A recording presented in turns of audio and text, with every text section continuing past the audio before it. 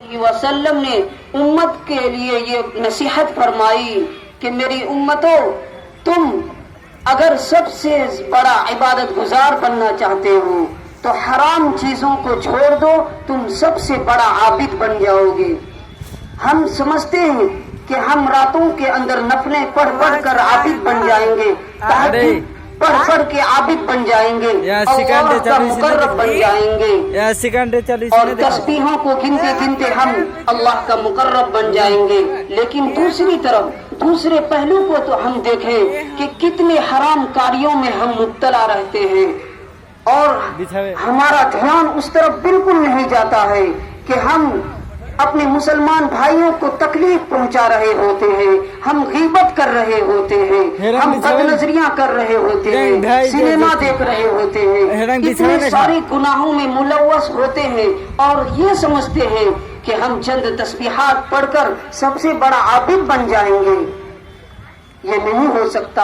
अल्लाह के नबी ने यही बात बताई अपने सहाबा को कि तुम हराम चीजों से बचो, सबसे बड़ा आबिद बन जाओगे।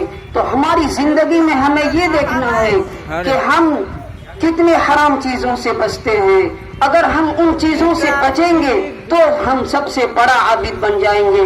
तो इस सवाल का ये जवाब हमें मिल गया कि अगर हम आबिद बनना चाहते हैं, सबसे बड़ा मुत्तकी इबादत गुजार बनना चाहते हैं, तो सबसे पहले नंबर पर जितने हराम करदा चीजें हैं उन चीजों पर रोक लगाना है, उन चीजों से बचना है।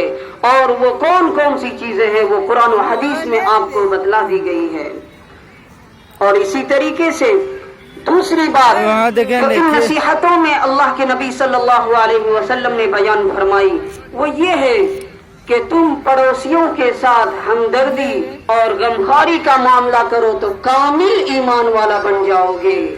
सवाल हमारे अंदर ये पैदा होता है कि कामिल ईमान वाला कौन है? क्या नमाजों की पाबंदी करने वाला, सिर्फ रोजे रख लेने वाला, सिर्फ तस्बीहों को गिनने वाला कामिल ईमान वाला है? नहीं नहीं नहीं।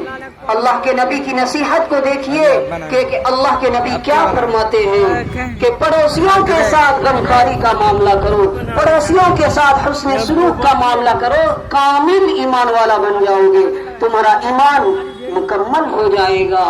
कितनी भी इबादतें कर लो, रातों रात इबादतें करो, पूरे साल रोजे रखो, कामिल ईमान वाला नहीं बन सकते।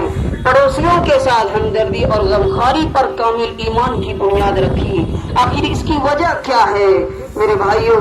अपने पड़ोसियों के साथ हमदर्दी और गमखारी करने का माहौल बनाएं।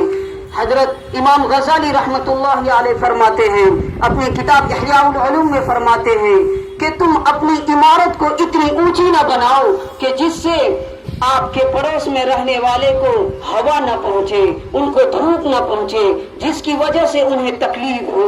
तो इन बातों पर हमें ध्यान देने की जरूरत है कि अल्लाह के नबी सल्लल्लाहु अलैहि वसल्लम ने कामिल ईमान वाला किसको कहा। वक्त कम होने की बुनियाद पर मैं इसी पर अपनी बात को खत्म करता हूँ। उम्मीद है कि हम सब इस पर अच्छी तरह से अमल करेंगे। अल्लाह ताला अमल की तौफीक मरहमत फरमाए। व आखिर दावाना अनिल हम्दुलिल्लाहि रब्बिल आलमीन।